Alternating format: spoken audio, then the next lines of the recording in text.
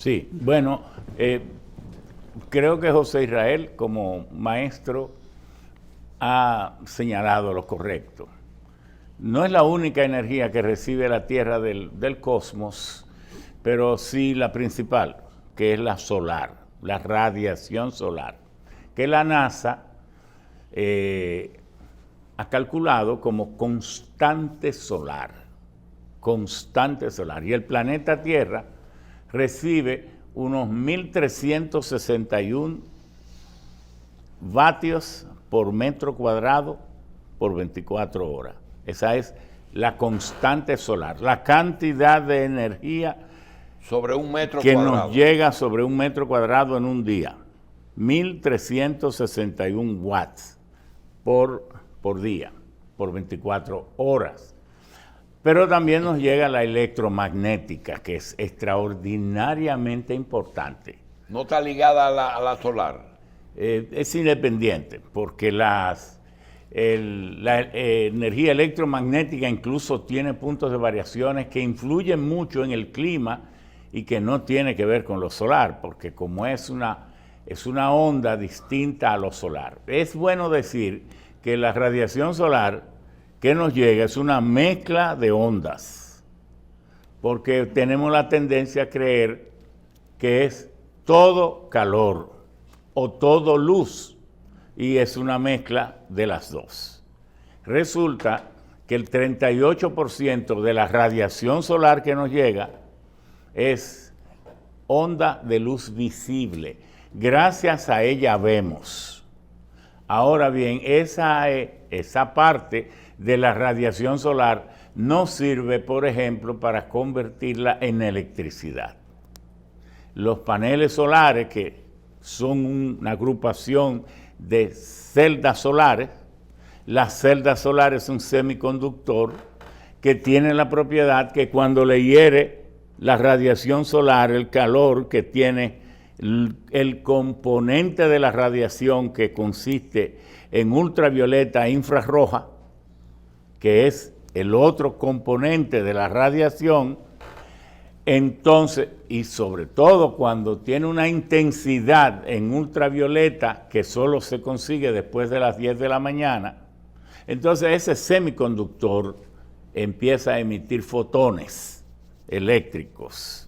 Y entonces con un marquito metálico alrededor de esa celda se puede drenar ese efluvio de electrones y convertirlo entonces en electricidad, con un pequeño inversor que tienen todos los paneles solares para poder funcionar.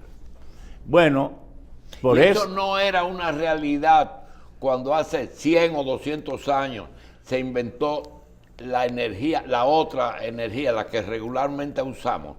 la eléctrica. La eléctrica, pero realmente el problema ha sido para aplicar la solar, la acumulación de esa energía. No, porque todo eso ocurre en una densidad, en una concentración tan baja, que entonces ha requerido el desarrollo de mucha tecnología. Claro, la energía solar se empezó a descubrir en los 1700 y ya en 1800 habían intentos de producción de celdas solares, pero realmente ha sido últimamente, sobre todo después que se pudo perfeccionar los semiconductores de silicio, que son los que se usan, que son de dos tipos: el silicio de alta concentración, están los poli y los microcelulares o micro silicio, que son los que te dan a ti una mayor generación de electricidad. Y están también hay tres tipos de tecnología base: los mono y los poli, y las cintas de generación. Ahora bien, ahora también ha avanzado mucho más la tecnología y los paneles fotovoltaicos son incluso de dos direcciones. Pero la generación de electricidad no es solo fotovoltaica. La fotovoltaica es la que ha tenido más desarrollo en los últimos tiempos. Pero ahora está la de la concentración mediante espejos parabólicos, y hay distintas variedades. Ahora mismo en Chile, en el desierto de Atacama, acaba de inaugurarse una gran planta solar de 100 megas que en Cerro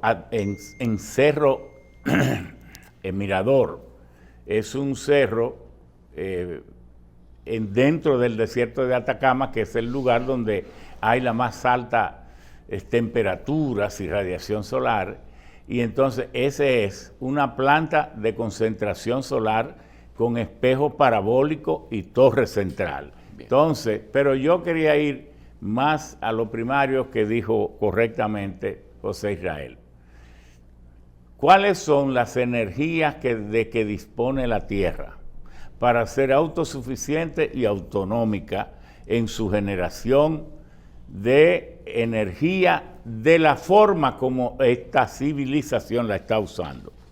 Porque energía hay muchas: la energía calórica, la energía cinética, la energía electromagnética, la energía atómica, la energía de láser, y entonces está la eléctrica.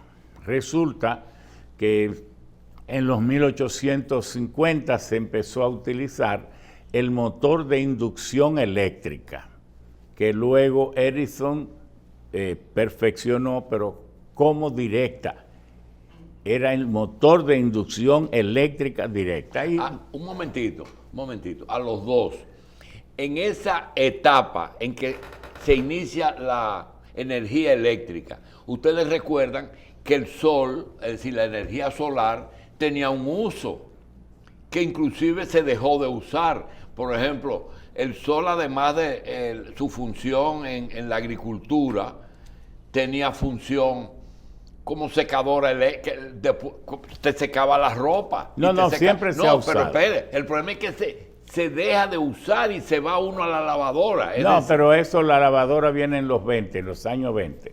Claro, el año 20, las décadas del 20, la década del bienestar familiar de las personas, claro, porque ahí se inventó la lavadora, la extractora de sucio, vacuum cleaner, la aspiradora, la nevera, luego en el 35, 36 los acondicionadores de aire, es decir, pero lo que queremos decir, ¿cuáles son las fuentes de energía que tiene el planeta? El planeta tiene primero la geotérmica, que es la que uno haciendo perforaciones, o ella misma a veces brota en forma de geysers, en forma de ¿el volcán produce eso? Claro, el volcán es resultado de que el centro de la Tierra tiene básicamente uranio, níquel e hierro.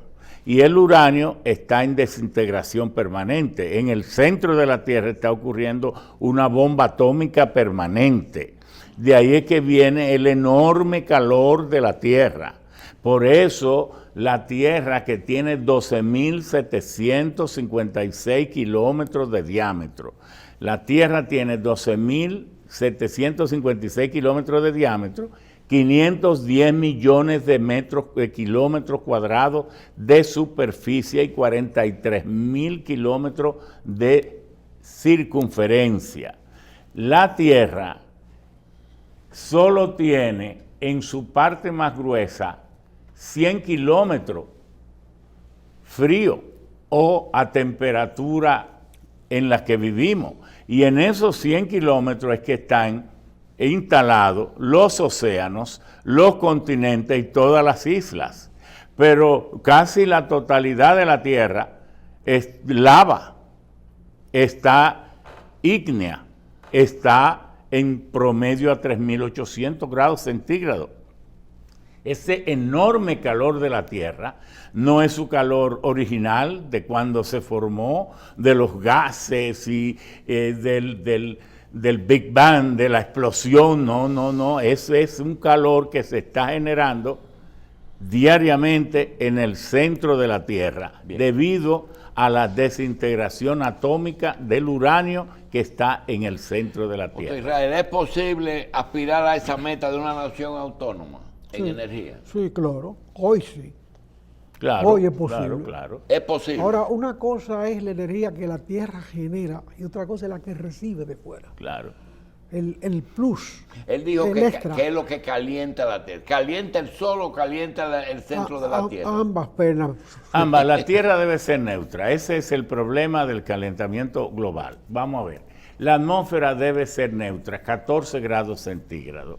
¿Cómo se sabe que esa era la temperatura, esa es la temperatura ideal para la atmósfera de la Tierra? Bueno, porque se han hecho perforaciones para llegar en los casquetes de hielo y en los glaciares, se han hecho perforaciones hasta de 6, 7, de 4, 5, 6 kilómetros de profundidad y se han tenido testigos de hielo que luego se llevan a los laboratorios, se les saca el aire y se determina qué cantidad de CO2 tenía el aire en la era preindustrial, 1730. Bueno, entonces y de ahí vamos a qué temperatura debería tener, porque la Tierra, la misma cantidad de energía que recibe debe reemitir otra vez, debe devolver. Por eso, cuando se acumulan los gases de efecto invernadero, que son 22, no es solo el CO2, entonces allí la Tierra, la atmósfera se convierte en una especie de invernadero que hace subir su temperatura. ¿Y cuál es el compromiso ahora del Acuerdo de París, de todos estos acuerdos? Ahora el presidente en noviembre va para Glasgow, que es la ciudad de mayor población de Escocia, su capital es Edinburgh.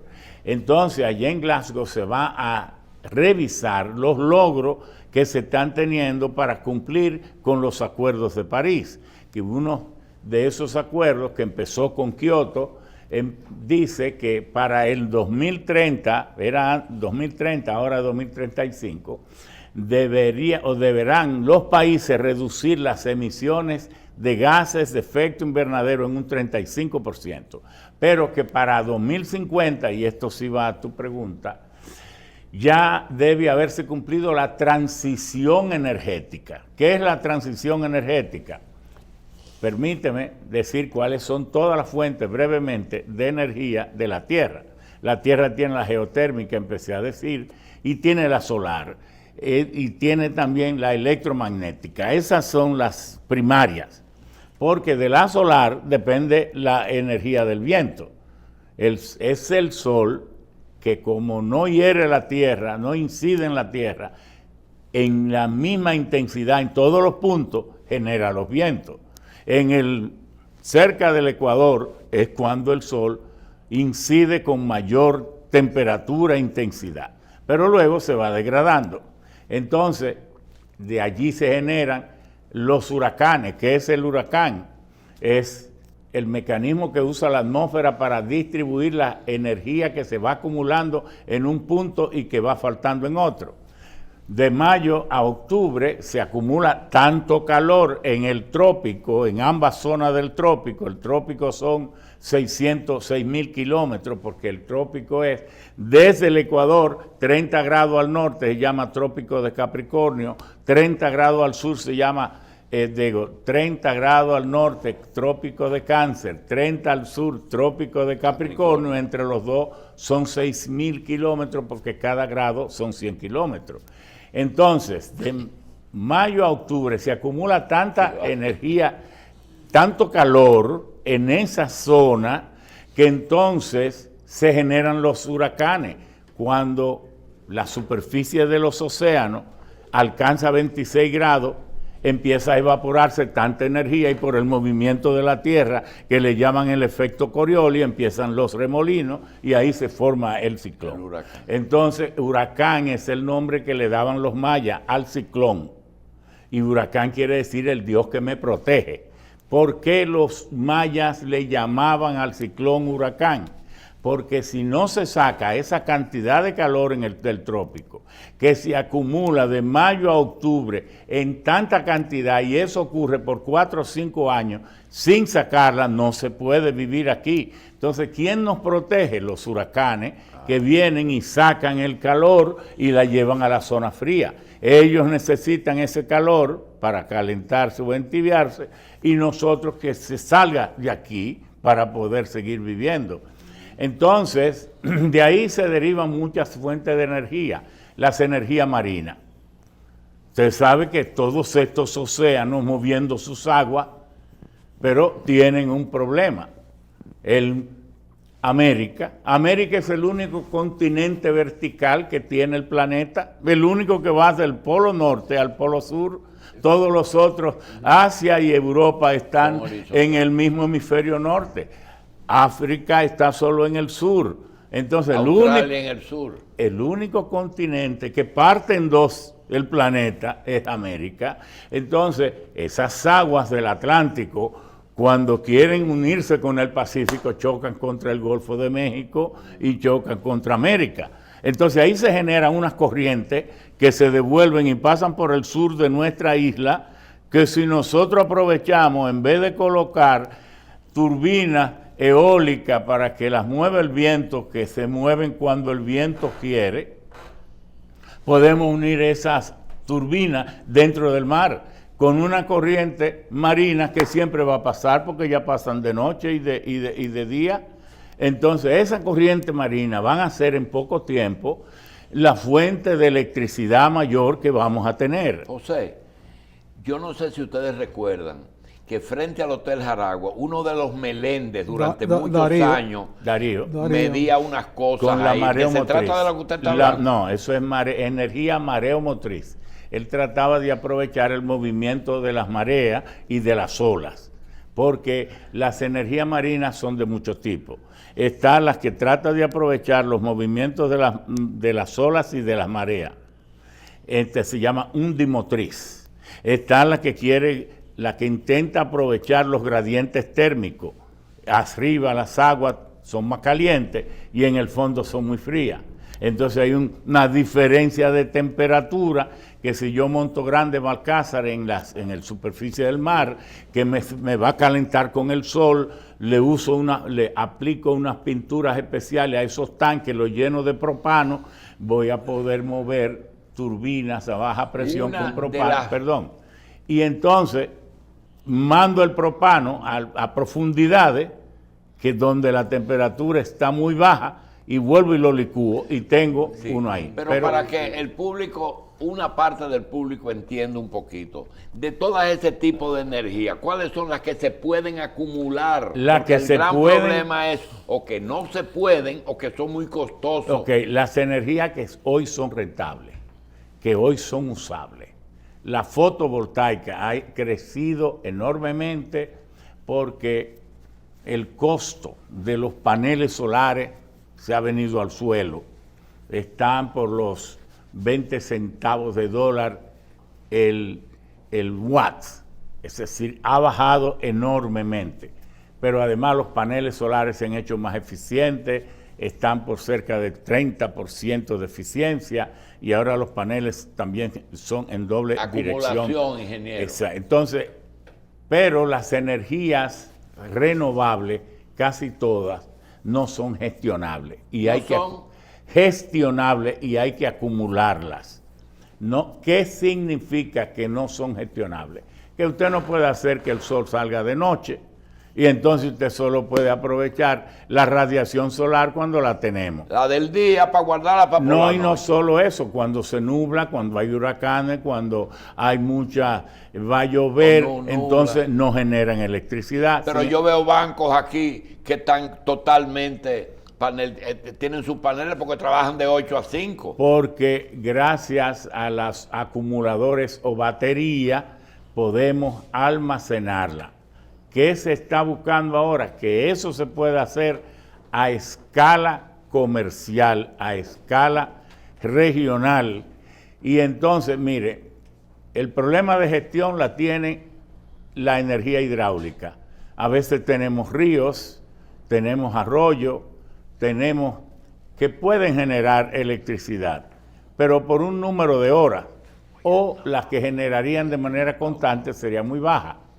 Entonces, los generadores, que son los grandes parques de batería, que ahora usualmente son de litio, ahora en África del Sur están aprovechando las baterías de salmuera, que es otra tecnología, pero la más sólida hoy es la de litio, tan importante con lo que está haciendo Elon Musk y otras compañías perfeccionando la que el presidente Biden ahora acaba de especializar 140 mil millones de dólares solo para llevar esto al punto máximo de desarrollo.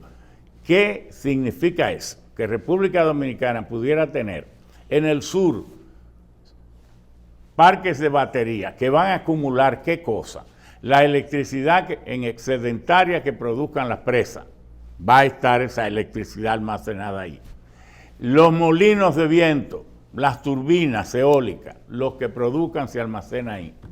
Las fotovoltaicas o la de concentración solar, todo va a ser acumulado en esos parques. Colocar también baterías en el norte para aprovechar, como decía José Israel, el Banco Mundial publicó hace ya como 8 años su maravillosa entrega del Global Atlas, Solar Atlas. Es el mapa solar global, donde está un mecanismo interactivo que usted entra y puede saber en Tábara arriba, en Asua, el lugar de más alta radiación solar de este país. En este país. Ese mapa del banco le dice que ahí se va a producir, me lo sé de memoria, 1840 kilovatios por año por metro cuadrado. Ese es el potencial en Tábara arriba. El otro lugar, el segundo de mayor potencial, está en Neiva. El segundo está en San Juan, el Valle de San Juan. Y entonces luego salta la línea noroeste y en algún otro punto. Pero también ahí se va a almacenar cualquier tipo de energía que pudiéramos nosotros, energía eléctrica, tener interés. Bien, José Israel. Pero usted se cogió una licencia de este programa para escribir un libro. ¿Fue? Ah, sí, el libro está aquí. Ese es un libro que se llama Energía del Cosmos a los Humanos. Sí, del cosmos a los humanos. Tiene 26 capítulos. Para escribir este libro nosotros consultamos Amazon y consultamos todos los servidores del mundo, los motores de búsqueda, para saber qué libro hacía falta. Y entonces le estamos entregando al mundo y al país energía en el universo, la energía del hombre primitivo, la energía muscular humana y animal, la leña, la energía hidráulica, eólica, solar, marinas, electromagnética, láser, del carbón mineral, del petróleo, del gas natural, atómica, procedente del uranio y del torio, ahora en poco, la geotérmica, biomasa, biocombustibles, centrales termoeléctricas, analizamos las de República Dominicana, la institucionalidad del sistema energético del mundo, las organizaciones energéticas mundiales, la energía de los electrónicos o mecánica cuántica, que es... ¿Cuántos tomos tiene ese? Enciclopedia. La enciclopedia, electricidad, factor de la producción mundial, los sistemas tarifarios, y entonces hablamos de Nikola Tesla, lo que Nikola Tesla aportó al mundo, lo que Edwin Schroeder aportó al mundo, que es uno de los hombres junto a Max Planck que cambió el mundo, Einstein, y entonces ahora también Stephen Hawking. ¿Qué va a atender este libro? Primero es una visión de la física clásica newtoniana y de la física de Einstein, pero más que la de Einstein, la de Max Planck y Vogel y otros más, y Stephen Hawking. ¿Por qué? Porque este libro te habla también de la física de las micropartículas, que es lo que ha permitido ir creando lo que se llaman los equipos de mecánica cuántica, que ya la gente los usa, pero que nunca se le ha hablado, de la física que sirve de fundamento para crearlo, como por ejemplo la resonancia magnética. La resonancia magnética, ¿por qué pudo crearse? Se pudo crear porque la gente solo sabe de que yo no puedo cruzar esa pared. Una macro figura o macro cuerpo no puede cruzar esa pared, pero las partículas de que yo estoy hecho sí pueden cruzar la pared. Entonces está el principio de la incertidumbre o el principio de Heisenberg. ¿De qué explica esto? La dualidad de la física, de que la luz no es solo corpúsculo, pero también es onda. Entonces, cosas que no son posibles en nuestros macrocuerpos, de la ubicuidad, de que yo esté aquí y esté en otro sitio, de que yo esté en el pasado, esté en el presente y esté en el futuro, sí es posible con la mecánica cuántica. Entonces, hoy para los incrédulos o los que no alcanzan en su imaginación ver esto, que es lógico que no se alcance, entonces ya tenemos los computadores o los ordenadores cuánticos, la resonancia magnética, los microscopios cuánticos y una serie de equipos que vienen ahora, y por eso es que se ha dado en llamar de que la cibernética o la era digital llega a su término con la mecánica cuántica que nace ahora. Nuestro libro aspira a ser un libro de texto en los centros de educación superior, libro de consulta, libro para investigación, pero también un manual para el que quiera producir electricidad del sol, ya sea por fotovoltaica, ya sea por parabólicos, del que quiera producir energía marina. Es decir, creemos que es un esfuerzo informativo.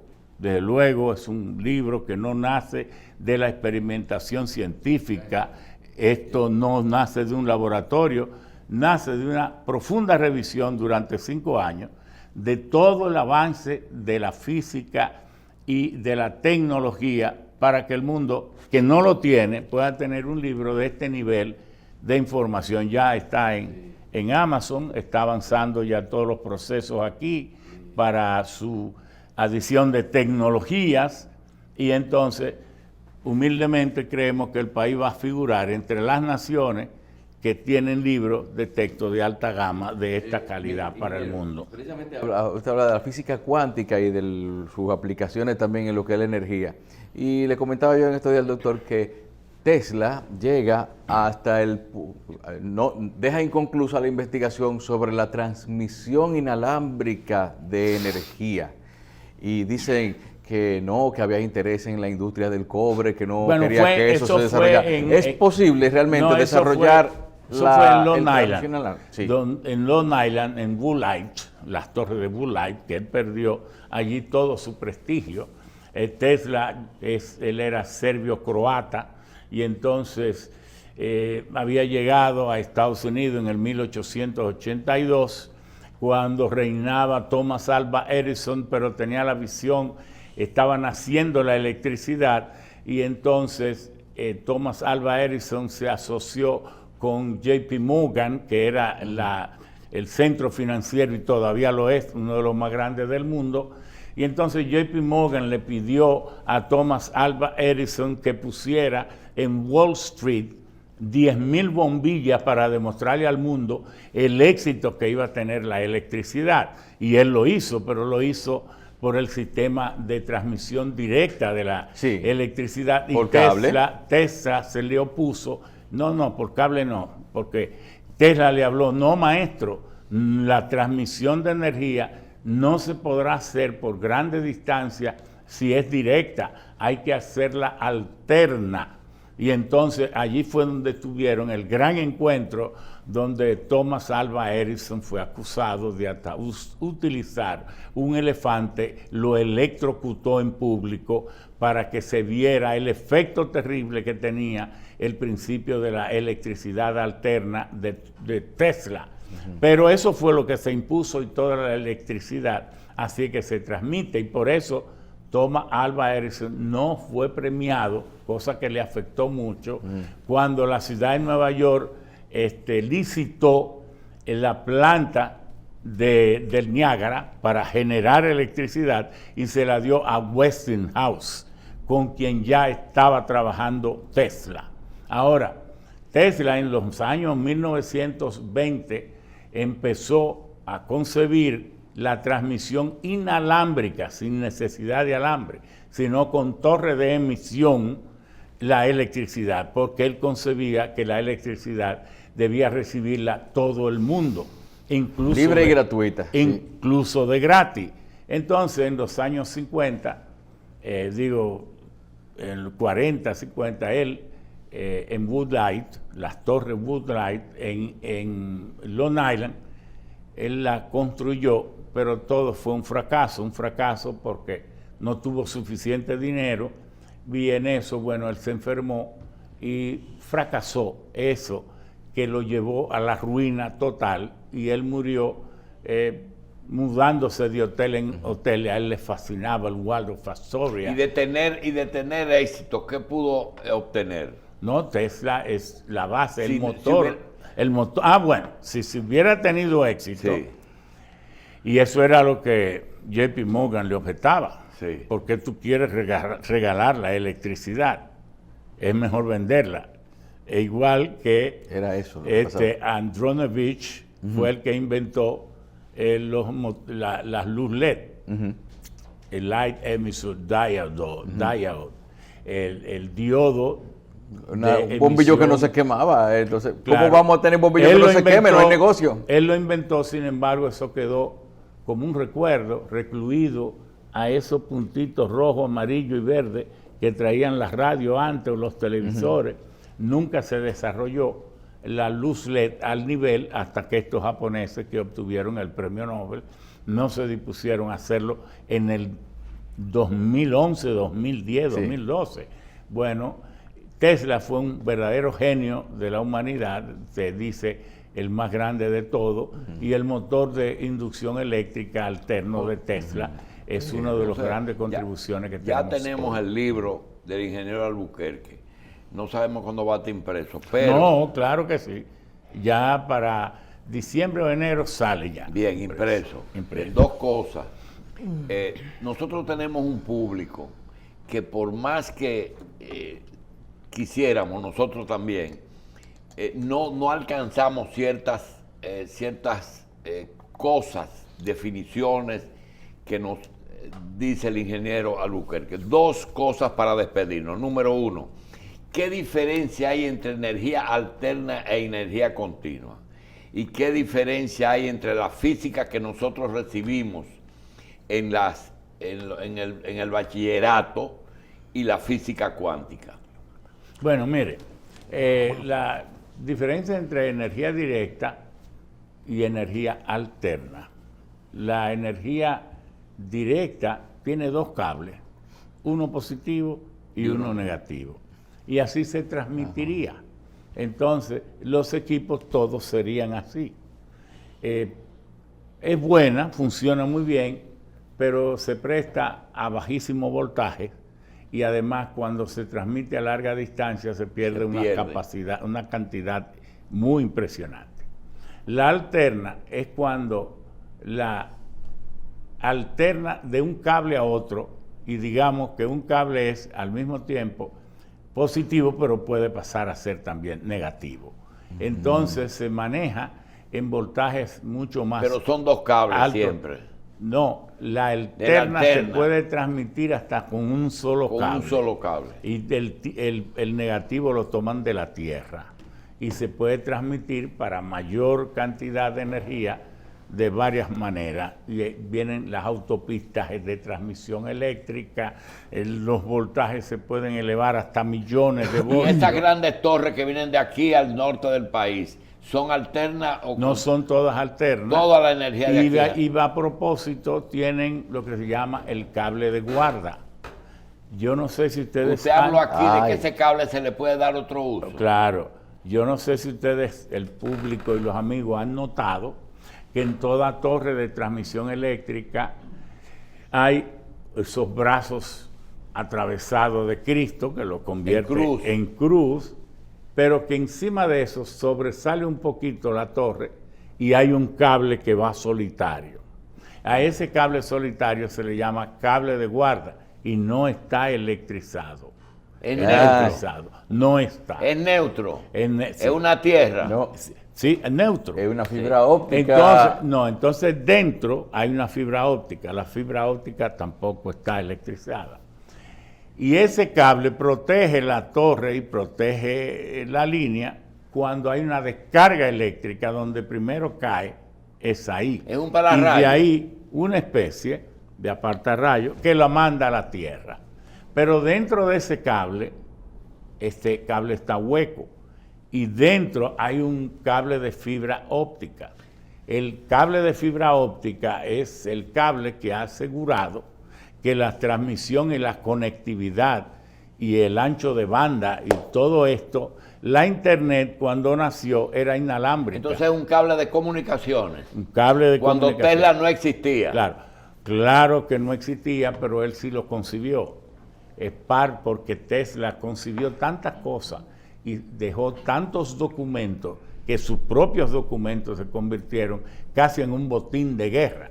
Cuando él murió, el asalto de la propia CIA y de la FBI y de muchísimas compañías, asaltando que todos sus manuscritos y todos sus documentos que testimoniaban el gran genio que la humanidad había tenido.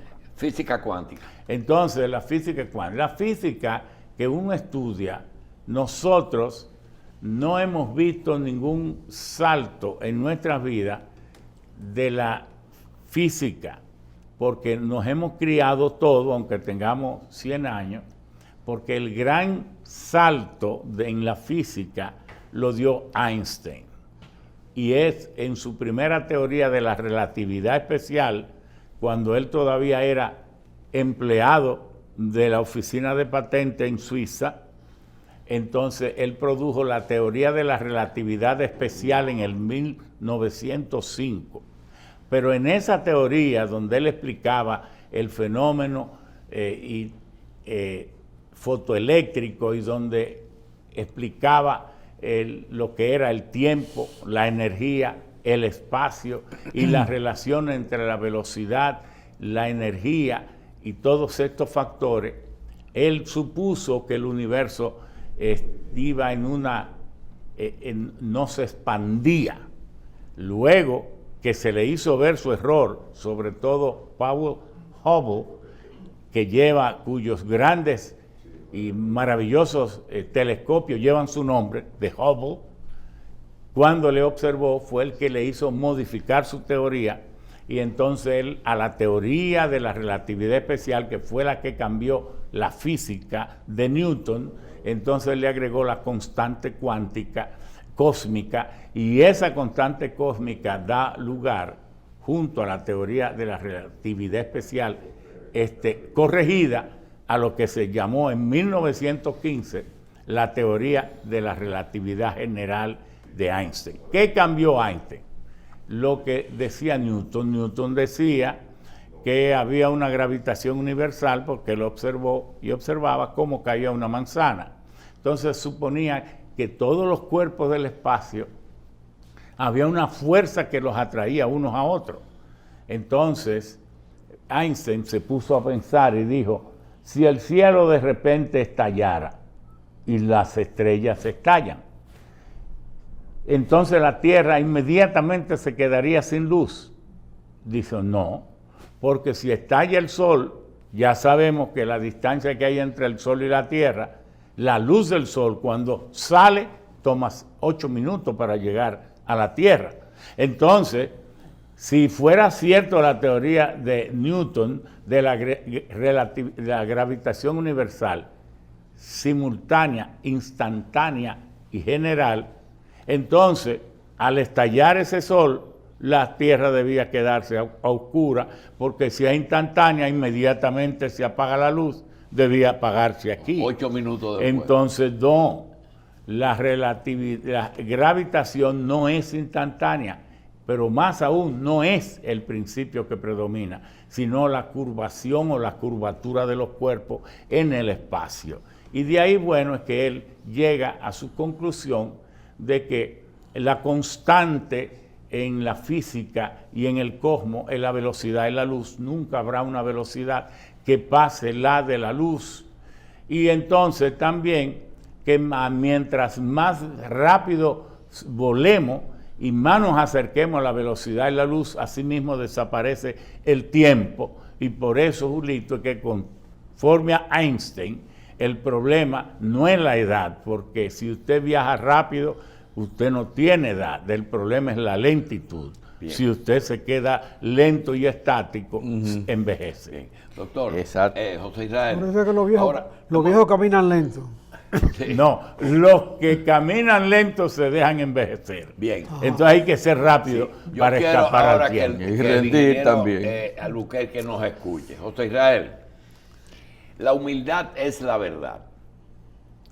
Y yo solamente tengo un punto que puedo discutir con el ingeniero Albuquerque. Una sola cosa, después yo no puedo discutir nada con él. Y es que yo tengo la íntima convicción de que en una época de su vida, él tuvo un accidente y fue trepanado. Yo creo que a él le colocaron algo ahí dentro que le ha dado esos conocimientos. Para ti, José Israel, ese libro que se va a publicar, ya sabiendo el contenido más o menos, ¿qué significa para este país y para nosotros que un dominicano se haya osado a escribir algo a ese nivel? A mí me parece que es un aporte fundamental a la ciencia en la República Dominicana y de la República Dominicana al mundo. Bueno, muchas gracias. Pero de todas maneras hay algunas elucubraciones pendientes.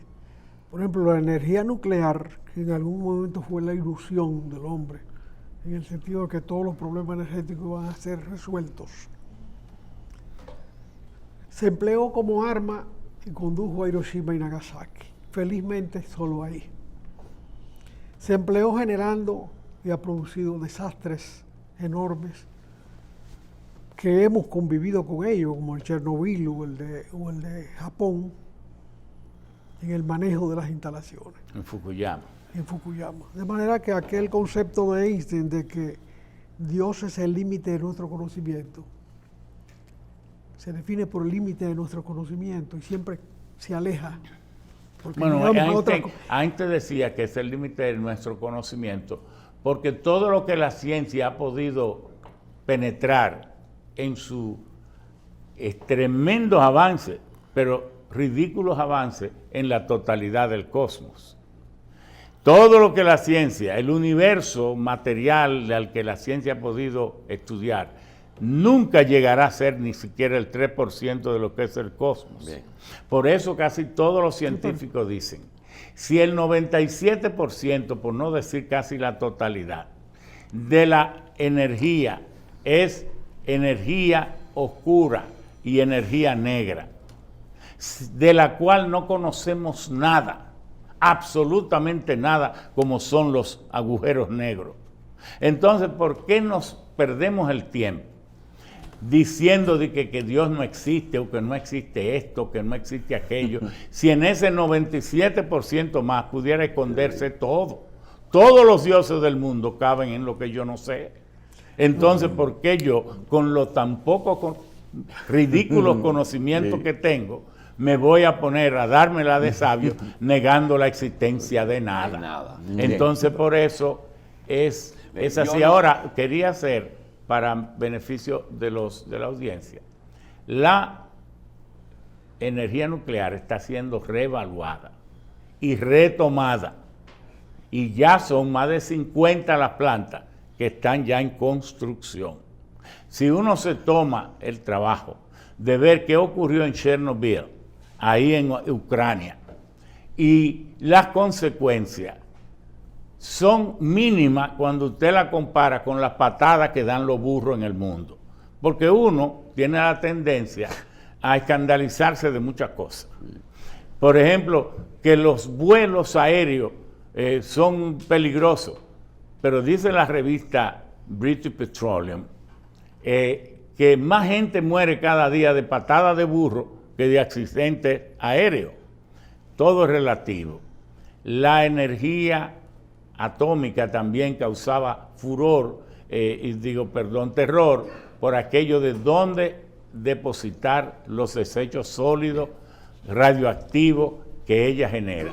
Bueno, ya estamos muy próximos a utilizar torio en vez de uranio para las plantas nucleares. El torio resuelve casi todo eso.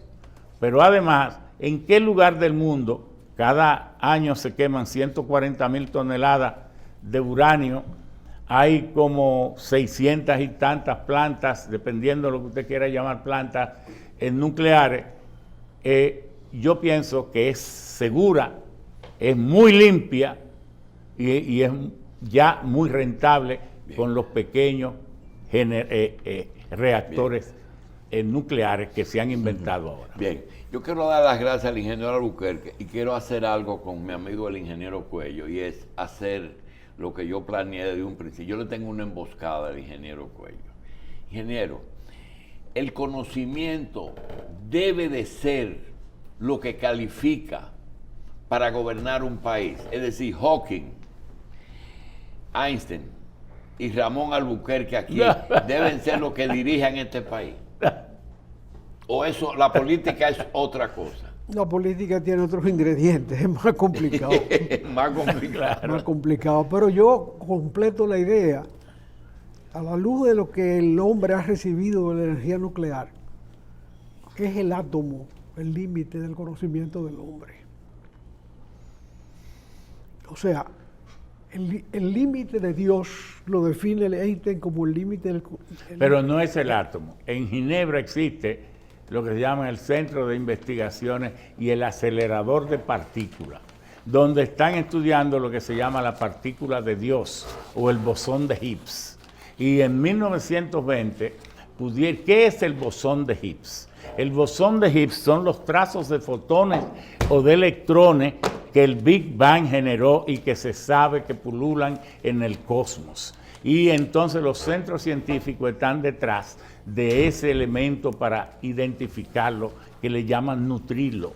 Y en 1920, específicamente en julio, se pudo tener una imagen de su descubrimiento allá en Ginebra, en el Centro de Investigación de Acelerador de Partículas.